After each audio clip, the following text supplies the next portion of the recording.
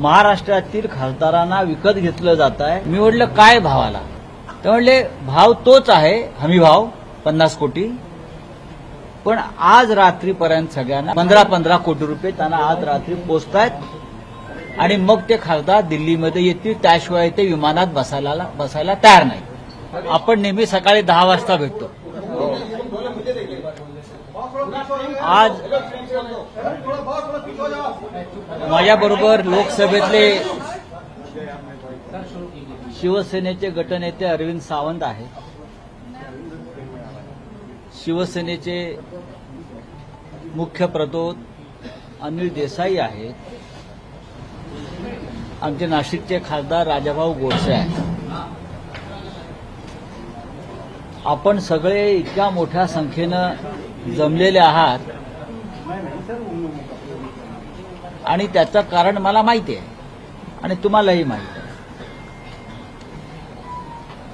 कालपासून ज्या बातम्या म्हणा किंवा अफवा म्हणा सर्वत्र प्रसिद्ध होत आहेत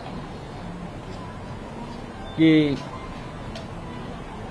काय कसलं टायगर ऑपरेशन टायगर, हा ऑपरेशन टायगर सोपं नाहीये ते। म्हणजे मुळात त्याने एक मान्य केलं की आम्ही अजूनही टायगर आहोत। आमच्यापर्यंत अशा प्रकारच्या कोणत्याही घडामोडीची अधिकृत माहिती नाही। म्हणजे बरोबर ना, तुमच्या माध्यमातून या बातम्या आम्ही पाहतो, ऐकतो आणि प्रतिक्रिया देत आहोत।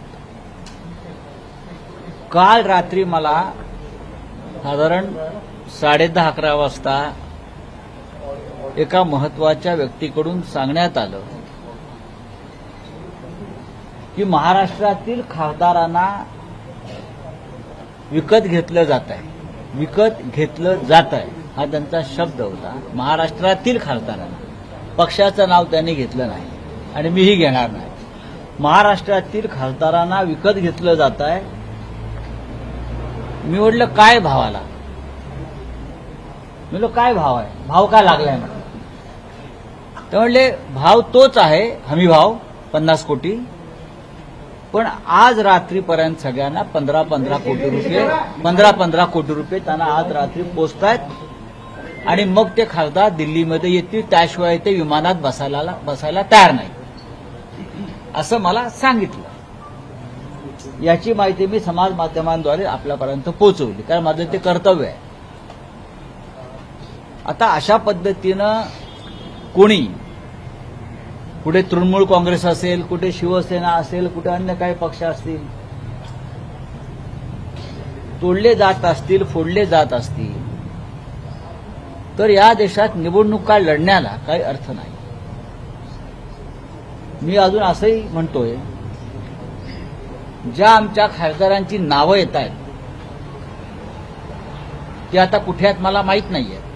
कोणी म्हणतात दिल्लीत आले आहेत, कोणी म्हणतात मुंबईत आहेत, कोणी म्हणतात त्यांच्या मतदारसंघात आहेत।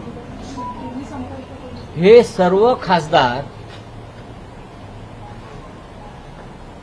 शिवसेनेच्या मशाल चिन्हावर निवडून आलेले आहेत आणि उद्धव ठाकरे माननीय पक्षप्रमुख यांच्या चेहऱ्यावर निवडून आलेले आहेत। जेव्हा आधी फूट पडली तेव्हा असं सांगण्यात येत होतं की हा उद्रेक हा बंड आहे आणि हे मॅन्डेटच्या विरुद्ध आहे, मोदींच्या नावावर मतं मागितली आणि तुम्ही निवडून आलात। ती निवडणूकच संपलेली आहे आणि त्या संदर्भात सुप्रीम कोर्टामध्ये प्रकरण सुरू आहे। पण हे जे खासदार किंवा हे जे आमदार किंवा अन्य कोणी, मग तृणमूलचे असले तरी तिकडले, हे खासदार पूर्णपणे शिवसेना उद्धव बाळासाहेब ठाकरे पक्षावर निवडून आले। सगळे अरविंदजी असतील, अनिलजी असतील, राजाभाऊ असतील, सगळे जी नावं तुम्ही घेताय ते आमच्या चिन्हावर आणि उद्धव ठाकरे यांच्या मेहनतीवर निवडून आलेले असताना कोणालाही अशा प्रकारे बेमानी करण्याचा अधिकार नाही। विशेषतः 15-15 आणि 50-50 कोटी रुपये घेऊन या क्षणी मी कोणावरती आरोप करत नाही, पण मागे जे काय झालं त्याची पुनरावृत्ती पुन्हा होणार असेल तर या वेळेला महाराष्ट्राची जनता गप्प बसणार नाही. शिवसैनिक तर नाहीच, पण महाराष्ट्राची जनता गप्प बसणार नाही. जो काय राडा व्हायचा आहे तो होईल. बरं का, ही जी डरपोकगिरी, ज्याला शिवसैनिकाच्या भाषेत गांडूगिरी म्हणतात, नादानपणा म्हणतात, तो आता खपून घेतला जाणार नाही. मला आश्चर्य वाटतंय की हे आमची जी बैठक झाली मातोश्रीवर, काय तारखेला आपली तारीख 14 रविवारी, नियमित बैठक होती. त्याच्यामध्ये 4 खासदार उपस्थित होते लोकसभेचे. मी स्वतः होतो राज्यसभेतून. ठीक आहे. अरविंद सावंत होते, अनिल देसाई होते, राजाभाऊ होते आणि संजय दिना पाटील होते आणि उर्वरित 5 लोक हे व्हिडिओ कॉन्फरन्सिंगद्वारे त्यांनी आपली हजेरी लावली आणि त्यांनी सांगितलं, उद्योजन आम्ही तुमच्याबरोबरच आहोत. त्यातल्या एका खासदारानं 4 वेळा साईबाबाची शपथ घेतली. काय? एका खासदारानं 3 मिनिटात 4 वेळा साईबाबांची शपथ घेतली. 4 वेळा. माझी बायको आजारी आहे, साईबाबाची शपथ. मी तुमच्याबरोबरच आहे, साईबाबाची शपथ. मी उद्या तुम्हाला 2 दिवसात भेटायला येतो, साईबाबाची शपथ. बरं का, मरेपर्यंत तुमच्याबरोबर राहीन, साईबाबाची शपथ. हे मलाही आश्चर्य वाटलं, इतका साईबाबा आठवला. एकानं आई भवानीची शपथ घेतली. आई भवानीची शपथ, साहेब मी तुमच्याबरोबर. हे हिंदुत्ववादी आहेत सगळे. एकानं त्याच्या मुलीची शपथ घेतली, एकानं त्याच्या मुलीची शपथ घेतली, कुणी मुलाची शपथ, कुणी आईची शपथ. आता अशा शपथा घेतल्यावरती